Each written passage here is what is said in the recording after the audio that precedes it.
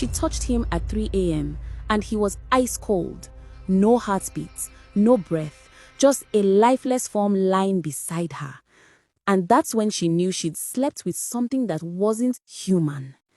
This is what happened next. But to understand how Chioma ended up in that bed with him, we need to go back to where it all started, to a morning that seemed ordinary but changed everything.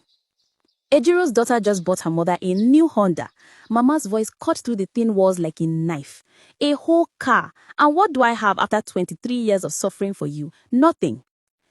Chioma sat on her bed, staring at another job rejection email. 6 months since graduation. 6 months of her mother's bitter comparisons. Look at Ngozi's daughter, iPhone 14 Pro Max. Auntie Blessing's daughter sends money every month. They are renovating their house. And our own, sitting there doing nothing. Each comparison was a stone crushing Chioma's chest. She walked into the living room, voice trembling. Mama, I've been trying. Trying? If you cannot find a job, find a way. Other girls are finding ways. Good girls from distant homes. They are making connections, meeting the right people, coming back with something to show. Chioma knew what her mother meant. The unspoken suggestion hung like poison in the air. She fled the apartment, tears streaming down her face. At a beer parlor, nursing the last money in her pocket, someone called her name. Chioma.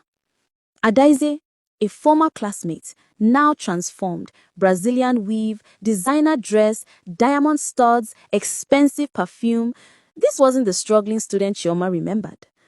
Desperate and broken, Chioma poured everything out. The rejections, the comparisons, the shame. Adaize listened sympathetically. A year ago, I was exactly where you are, but I met someone who changed everything. Madame. She helps girls like us make real money. What kind of work? Chioma asked, though she already knew. Just meet her. 1 month after I started, I bought my mother a car. Think about your mother's face when you hand her real money. Days later, Chioma sat in Madame's Victoria Island apartment. My clients are businessmen, politicians, wealthy, clean men who pay well, Madame explained smoothly. For a girl like you, 1 million naira per night, imagine what that could do for your family. 1 million naira, more than her father earned in 6 months. I need to think. Don't think too long. And Chioma, you're already ready. You just need to admit it. That night, listening to her parents argue about money, about bills, about their disappointing daughter, Chioma made her decision. 3 days later, she called Madame. Her first client was uncomfortable but brief. Afterward, counting 3 million naira, something shifted inside her. This was power. This was solution. She came home with expensive gifts, fabrics, shoes, iPhone 14 Pro Max for her mother. Her mother's transformation was instant. See what my daughter brought. This is how a child should be. Finally, you've done something meaningful. For the first time in months, Chioma saw pure joy on her mother's face. No disappointment, no comparisons. And it felt good. God help her, it felt good. She took more appointments. Money flowed. Her mother bragged to neighbors. The irony was bitter, but Chioma swallowed it. 3 weeks later, she met him. David. Young, maybe 30, devastatingly handsome, almost unnaturally so. Tall, well-built, wealthy. The rate was triple, 15 million naira. When they met for dinner, she was shocked. You're the client? He laughed, expecting someone older, less attractive. He was charming, funny, attentive. By the time they reached his Banana Island penthouse, she'd almost forgotten this was a transaction. The apartment was stunning. Floor-to-ceiling windows, expensive furniture, art on walls, everything screaming wealth. They talked, drank wine, eventually moved to the bedroom with black silk sheets. As they made love, she smelled it. Faint at first, then overwhelming, rot, decay, like garbage left in the sun. Do you smell that? Smell what? I don't smell anything, David said. Maybe she'd imagined it.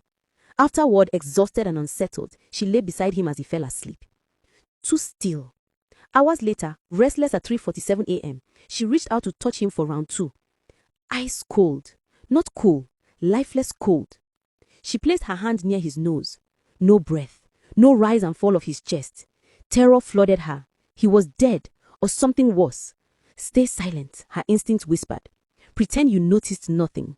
She closed her eyes and prayed desperately until dawn. Morning came. David was awake, dressing normal. Had she imagined it? He handed her an envelope of over 15 million naira and drove her home in silence, never looking at her. She tried calling later, blocked. Fine, she thought. At least she had been paid well. That night, she woke at dawn to an overwhelming smell of blood. She shook her sister awake. Can you smell that blood? What blood? I don't smell anything. Morning came with her sister shaking her roughly, disgust on her face. Every window was open. Chioma looked at her hands, covered in blood. Her mother's face twisted in horror and rage. Chioma, what kind of abomination is this? What did you do?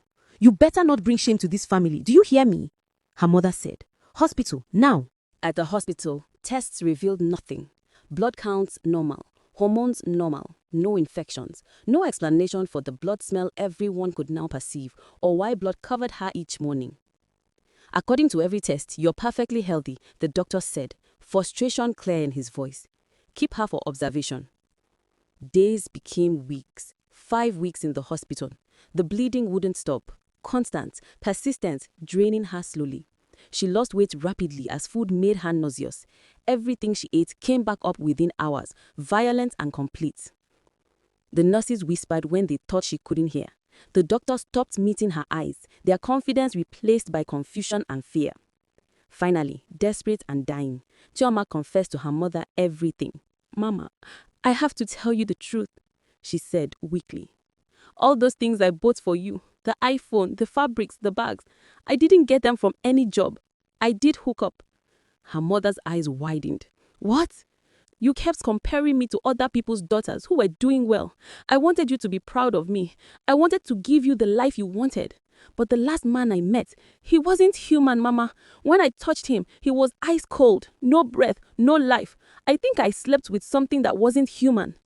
Her mother broke down, clutching her chest. God, look what my words have done to my child. Tears ran freely down her face. Come, show me this man's place. Show me where he lives. They went to the Banana Island address. The security guard looked genuinely confused. Madam, there's no David here. That penthouse has been empty for months, under renovation after water damage. No, I was there. I saw the apartment, the furniture, everything. Madam, I've worked here 3 years. I know every resident. Nobody by that description has ever lived here. The management office confirmed it. Apartment 12B, vacant since August. No David, no tenant matching that description, ever. Standing in that office, Chioma felt reality crack completely. It wasn't real, her mother whispered, horror filling her voice. Whatever you are with, it wasn't human. They tried everything next. Churches, pastors prayed fervently, shouting scriptures, binding and casting, anointing with oil. Some prayed for hours. Others took one look at Chioma and backed away. Sister, I am sorry. I cannot handle this case. This is beyond my capacity. You need someone more powerful. One famous prophet looked at her during prayer and suddenly stopped, his face going pale. Take her away, he whispered urgently. Please, I cannot help her. This is too strong. 2 weeks of churches brought no relief. The bleeding continued. The smell persisted. Chioma was weaker than ever, barely able to stand. Traditional healers came next. They made her drink concoctions that tasted like death itself. They steamed her over pots of boiling herbs until she could barely breathe. They bathed her in water mixed with ground leaves and mysterious roots. Nothing worked. Nothing changed. Her mother, desperate and running out of options, suddenly remembered. My mother once told me about a powerful native doctor in our village, a real one. He sees what others cannot see. He deals with matters that churches won't touch. The journey to the village took 6 hours. Chioma dozed fitfully in the bus, weak and fading. They arrived at dusk. The native doctor lived at the village edge, his compound marked by carved figures and hanging talismans that moved despite no wind. He was ancient, with eyes that seemed to look through flesh into something deeper. When he saw Chioma approaching, he didn't show surprise or confusion like the others. He simply nodded, as if he had been expecting her. Come.